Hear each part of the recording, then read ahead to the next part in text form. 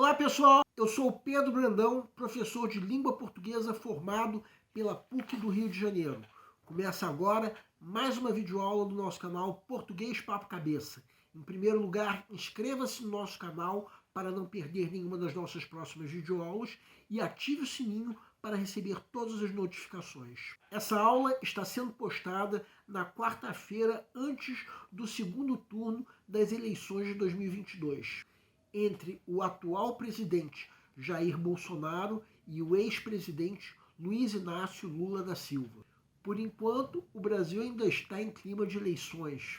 Muitos brasileiros tensos para saber se Lula vencerá e outros tensos esperando que Bolsonaro vire o jogo. Uma disputa, todos vocês concordam? Não será coincidência que semana que vem já se estará falando sobre Copa do Mundo? Esse segundo turno está com cara de jogo de futebol, como demonstrou essa crônica de Eduardo Afonso, que nós vamos comentar nessa videoaula, e que foi publicada no dia 8 desse mês no jornal o Globo. Vamos então nessa aula dar uma interpretação para essa crônica intitulada Uma Caixinha Sem Surpresas. Para tanto, é necessária a leitura prévia do material didático que pode ser acessado clicando-se no link que se encontra na descrição da videoaula. Para quem quiser conferir, o único texto que se encontra no material didático é esse mesmo, intitulado Uma Caixinha Sem Surpresas, do jornalista Eduardo Afonso. Convém lembrar que nós estamos dando a nossa interpretação pessoal. Quem tiver outra interpretação pode e até deve nos escrever, de preferência através dos comentários. Agora vamos supor que você já leu esse material didático. Que sentido nós podemos dar a esse texto? Trata-se de um texto que compara o segundo turno da eleição presidencial com um jogo de futebol. Jogo entre dois times em que o técnico de cada um seria o candidato à presidência. Todos vocês concordam que a estrutura do texto dessa crônica tem várias semelhanças com a estrutura de uma notícia sobre um jogo de futebol? É claro que, lendo o texto como um todo, nós entendemos que, na verdade, o texto está falando sobre o segundo turno da eleição. Só que o estilo de texto é igualzinho ao estilo de uma notícia de jogo de futebol. Mais precisamente, de uma notícia sobre uma final de campeonato. Reparem que o texto chama Lula e Bolsonaro, os dois candidatos ao segundo turno, de os dois finalistas, já na primeira frase do texto. Vamos então fazer uma análise desse texto. Segue o quadro. Vejam o título da matéria acompanhado do lead. Uma caixinha sem surpresas. Pode estar no sentido de que, independente de que presidente for eleito, não haverá surpresa alguma. Mas nós também podemos interpretar de outra maneira. Os dois candidatos já foram eleitos anteriormente. Ou seja, o Brasil já sabe o que é ser governado por cada um desses candidatos. Quanto ao lead, termos como derrubada do alambrado, invasão de campo, sumiço da bola, se referem todos a um risco de golpe de Estado. Risco esse que se revelou em vários momentos, como o feriado de 7 de setembro e o primeiro turno das eleições. Riscos que, como o lead diz, já foram afastados. Reparem então que o primeiro parágrafo já está com a estrutura de uma notícia de final de futebol. O leitor já sabia que o momento era de campanhas eleitorais para o segundo turno e entendeu facilmente que o artigo não falava sobre um jogo de futebol, e sim sobre o pleito eleitoral do segundo turno. Agora vejam o que o último parágrafo disse. A esperança, segundo o texto, é que vença o menos pior.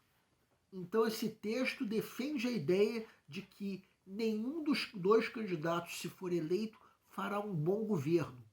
O eleitor vai ter que escolher o menos pior.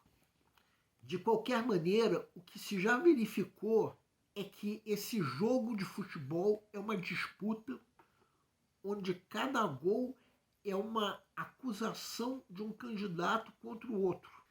Então, se esse artigo foi publicado no dia 8 de outubro, podemos imaginar que a campanha eleitoral para o segundo turno estava apenas começando.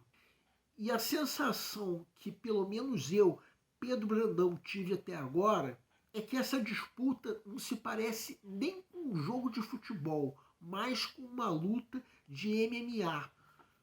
Dois candidatos que têm telhados de vidro jogando pedra um no telhado do outro. Cada um desses candidatos, o que eles mais fizeram foi atacar o outro. E o que menos fizeram foi propostas para o próprio governo. Tanto nas propagandas eleitorais como nos debates, o que nós mais vimos foi o uso de insultos, mentiras e descontextualizações simplesmente em busca de uma vitória. Então esse texto que nós estamos analisando foi escrito predominantemente em sentido figurado. É claro que a inteligência que cada um de vocês tem permite entender o que esse texto quer dizer. Vejam, por exemplo, o segundo parágrafo. É claro que o texto em negrito quer dizer é que, pela primeira vez na história do Brasil, um presidente pode ser eleito pela terceira vez. Isso sem falar que o PT é um partido que já governou o Brasil não só com Lula, mas também com Dilma Rousseff. Agora vejam o terceiro parágrafo. O que o trecho em negrito está dizendo? Está dizendo que a, digamos assim, equipe de Jair Bolsonaro é a que melhor se alinha aos interesses das igrejas evangélicas e neopentecostais. Embora, por outro lado, nem todo fiel dessas igrejas seja bolsonarista. Deus acima de tudo é uma expressão muito usada nos cultos dessas igrejas. E se a equipe é de futebol e regatas, podemos supor que a regata, que para quem não sabe é uma corrida de canoas, se refere ao quanto que Bolsonaro teve que remar para evitar que a eleição acabasse no primeiro turno.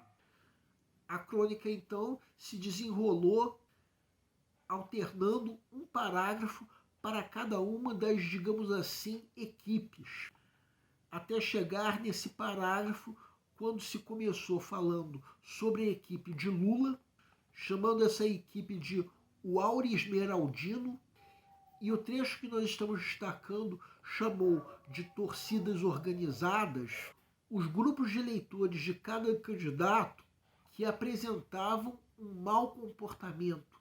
Curioso que essa crônica fala sobre mau comportamento de torcidas pouco depois de um ato de racismo contra o jogador Richarlison da seleção brasileira de futebol, quando um torcedor arremessou uma banana.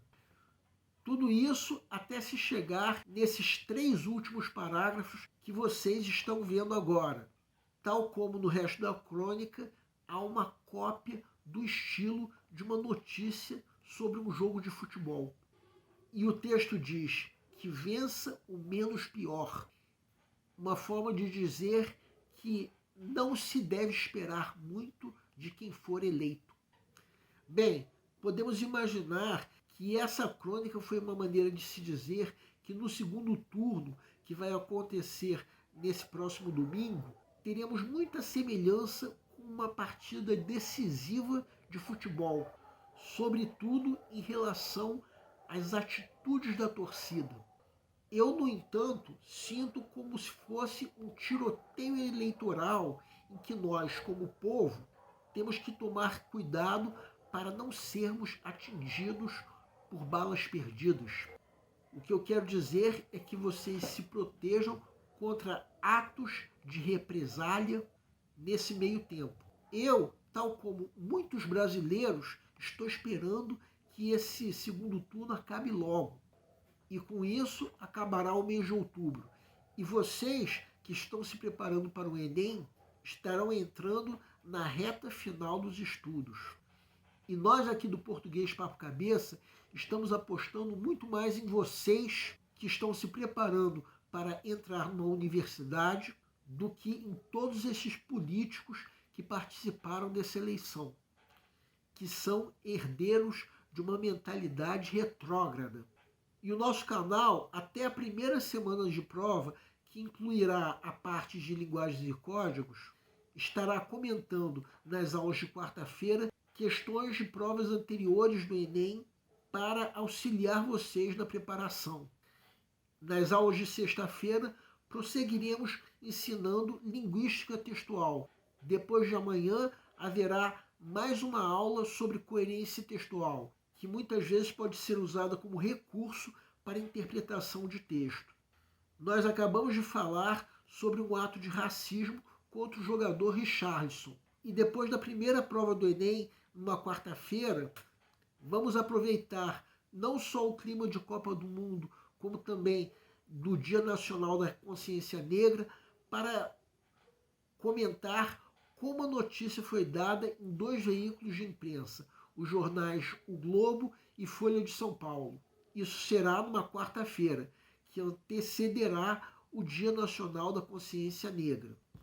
Depois disso, quando vocês já tiverem feito a segunda parte da prova do Enem e estiverem em fase de descanso, vamos ter uma aula especial de Copa do Mundo. Isso na quarta-feira, que será véspera da estreia da seleção brasileira na Copa. Aguardem! O nosso canal Português Papo Cabeça antigamente se chamava Aprenda a Língua Portuguesa.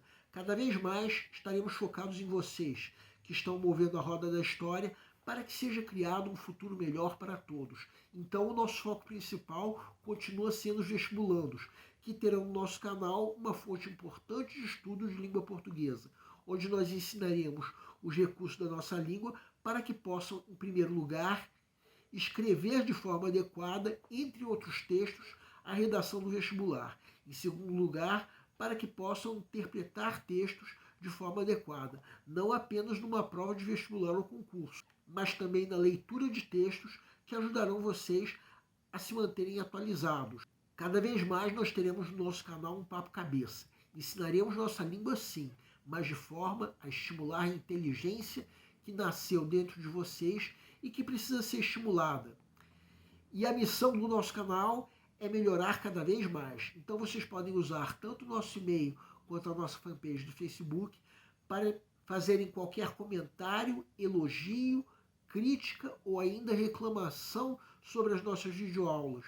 E vocês também podem usar tanto o nosso e-mail quanto a nossa fanpage para pedirem para esclarecer qualquer dúvida que vocês tenham sobre a matéria. E nós agradecemos a todos vocês que estão assistindo nossas videoaulas. Em especial, nós agradecemos a todos vocês que estão compartilhando nossas videoaulas com outras pessoas. Muito obrigado porque vocês estão ajudando o nosso canal a ser feito. Pedimos ainda que deixem um like. Muito obrigado e aguardem nossa próxima aula.